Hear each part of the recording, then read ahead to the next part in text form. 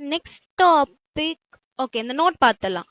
Data abstraction is used to define an abstract data type, which is a collection of constructors and selectors. இதை தான் நான் அங்கேயே last video part 1 வீடியோலே explain பண்ணேன். Data abstraction is used to define a abstract data type. கரெக்டா? அது அந்த abstract data type என்ன collection? Constructor and selectors ஓட collection.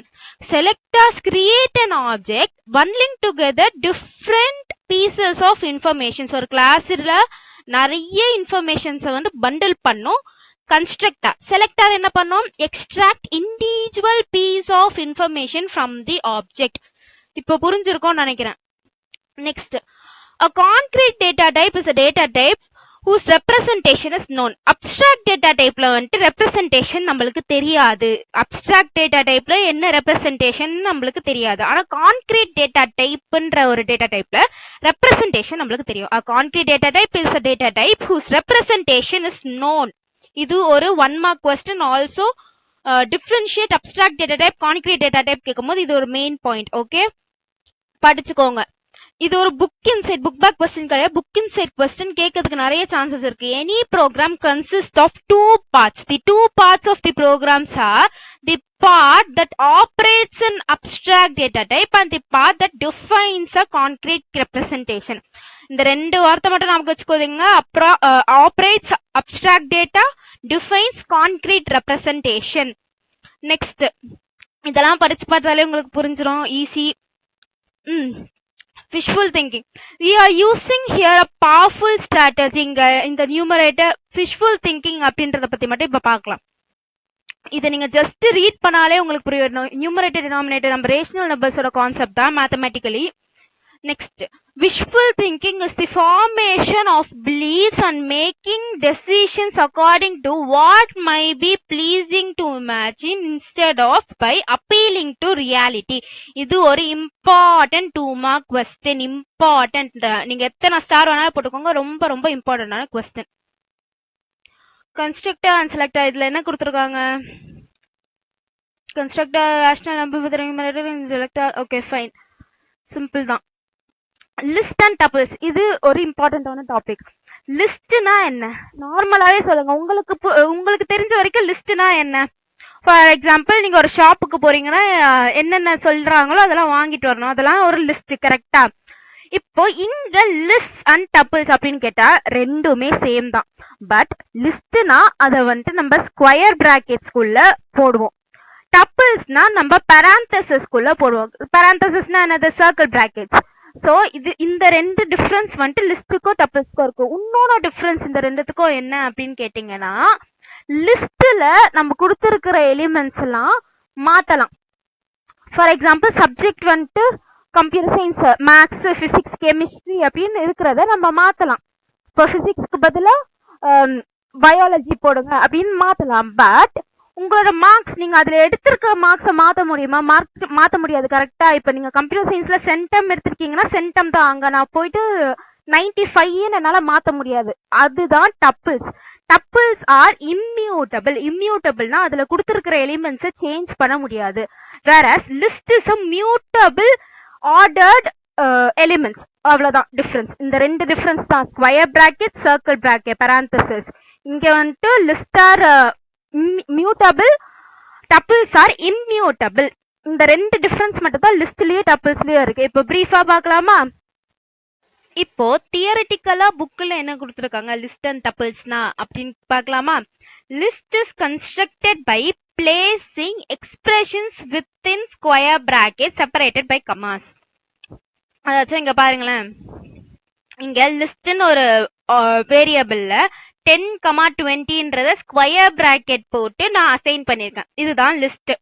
டப்பிள்ஸ்னா வந்துட்டு இங்க ஸ்கொயர் பிராக்கெட்ஸ்க்கு பதிலா பராந்தசிஸ் இருக்கும். அவ்வளவுதான் டிஃபரன்ஸ். இப்போ இந்த லிஸ்ட்ன்றது கமா செப்பரேட்டட் வேல்யூஸ் வந்துட்டு கொடுக்கும். Example, for list of 10,20, the elements of the list can be accessed in 2 ways. இது ஒரு important 5 mark question. Elements of list can be accessed in 2 ways. How will you access elements in list அப்படின்னு சொல்லி கேட்டிருப்பாங்க. அந்த answer தான் இங்க. இதை நான் வந்துட்டு புக் பேக் கொஸ்டினுக்கு ஒரு வீடியோ அப்லோட் பண்ணுவேன், அந்த டிஸ்கிரிப்ஷன்ல கொடுப்பேன். ஓகேவா? இப்போதைக்கு கான்செப்ட் வைஸ் பார்த்தோம்னா multiple assignment and element selection operators. Multiple அசைன்மெண்ட்ஸ்னா அதுல இருக்கிற எலிமெண்ட்டை ஒரு எலிமெண்ட்டையும் ஒரு வேரியபிளுக்கு அசைன் பண்ணி அதை யூஸ் பண்றது, அதை ஆக்சஸ் பண்றது. எலிமெண்ட் செலெக்ஷன் ஆப்ரேட்டர்னா வந்துட்டு எது தேவையோ அதை மட்டும் இண்டெக்ஸ் வேல்யூ வச்சு ஆக்சஸ் பண்றது. புரியுதா? ஃபார் எக்ஸாம்பிள், இப்போ உங்க பேக்ல வந்துட்டு நிறைய ஆல் சப்ஜெக்ட்ஸ் இருக்கு. அதுல எந்த புக் உங்களுக்கு வேணும்னும் போது, கம்ப்யூட்டர் சயின்ஸ் புக் மட்டும் தான் உங்களுக்கு வேணும்னும் போது, உங்க பேக்ல 5 சப்ஜெக்ட்ஸ் இருக்குன்னா 5 பேக்ஸ் கொண்டு வந்துட்டு அந்த 5 புக்ஸையும் அதுல வச்சுட்டு அதுல கம்ப்யூட்டர் சயின்ஸ் இருக்கிறத மட்டும் எடுக்கிறது வந்துட்டு மல்டிபிள் அசைன்மெண்ட். 5 புக்குக்குமே 5 பேக வந்துட்டு நீங்க கொடுக்கறது. ஆனா எலிமெண்ட் செலெக்ஷன் அப்படின்னும் போது ஒன்னொன்னுக்கும், இப்ப கம்ப்யூட்டர் எத்தனாவதா இருக்குன்னு பார்த்து, இப்போ 3rd புக்கா கம்ப்யூட்டர் இருக்குன்னா இண்டெக்ஸ் வேல்யூல அது 2-ஆ இருக்கும். 0 1 2 3 தான் ஆரம்பிக்கும். அப்ப இண்டெக்ஸ் வேல்யூல 2-ஆ இருக்கும். 2 இண்டெக்ஸ் ஆஃப் லிஸ்ட் ஆஃப் 2ன்னு கொடுத்து நீங்க அதை எடுப்பீங்க. சோ அது வந்து எலிமெண்ட் செலெக்ஷன் ஆப்ரேட்டர். நீங்க ஒன்ஸ் இதை படிச்சு பார்த்தாலே ரொம்ப ரொம்ப ஈஸியா புரியும். இதுதான் concept. Next, what is called பேர்? அந்த ஆன்சருக்கான क्वेश्चन தான் இங்க இருக்கு. பேர்ன்னு சொன்னாலே உங்களுக்கு ஃபர்ஸ்ட் ஞாபகம் வர வேண்டிய கீவேர்ட் வந்து compound structure. Okay, any way of bundling two values together into one can be considered as pair. Lists are common method to do so, therefore list can be called as pair. நீங்க compound structure சொன்னீங்களே ma'am, அது எங்க இருக்கு? நீங்க என்கிட்ட போய் கேப்பீங்க. கரெக்டா? இங்க இருக்கு பாருங்க. Okay, to implement the data structure, to implement the data abstraction, programming language like Python provides a compound structure called pair. நம்ம பேர் ஆன்சர் எழுதும்போது பேர் இஸ் a compound structure அப்படின்றத நீங்க மென்ஷன் பண்ணியே ஆகணும். ஏன்னா அது ஒரு இம்பார்ட்டன்டான கீவேர்ட். அதை மென்ஷன் பண்ணிட்டு நீங்க இந்த டெஃபினிஷன் எழுதுற மாதிரி வரும். ஓகே, நெக்ஸ்ட், டப்பிள்ஸ்னா என்ன? ஆல்ரெடி உங்ககிட்ட சொன்ன டப்பிள்ஸ்க்கோ லிஸ்ட்டுக்கோ வந்துட்டு ரெண்டே டிஃபரன்ஸ் தான். இங்க ஸ்கொயர் பிராக்கெட்ஸ், அங்க parenthesis. இங்க வந்து மியூட்டபிள், அங்க இம்மியூட்டபிள். அதே தான் இங்கேயோ சொல்லியிருப்பாங்க, ஸ்டேட்மெண்டா சொல்லியிருப்பாங்க. பேர் is a compound data type that holds 2 other pieces of data. இப்போ a tuple is a comma separated sequence of values surrounded with parenthesis. புரிஞ்சுதா? Tuple is similar to a list. Second point, the difference between two is that you cannot change the element of tuple once it is assigned, whereas in a list elements can be changed. அதுதான் சொன்னேன், இங்க mutable, அங்க immutable. அதோட ஸ்டேட்மெண்டல் explanation தான் இங்க கொடுத்திருக்காங்க. Example இங்க பாருங்க, colors is equal to parenthesisல வேல்யூஸ் கொடுத்திருக்காங்க. நீங்க வேல்யூஸ் ஸ்ட்ரிங்கா கொடுக்கறதா இருந்தா கோட்ஸ்குள்ள கொடுக்கணும். பைத்தான்ல நம்ம 7th லெசன்ல மறுபடியும் இந்த லிஸ்ட் அண்ட் டப்பிள்ஸை வந்து ரொம்ப எக்ஸ்பிளைன்டா டீடைல்டா பார்ப்போம்.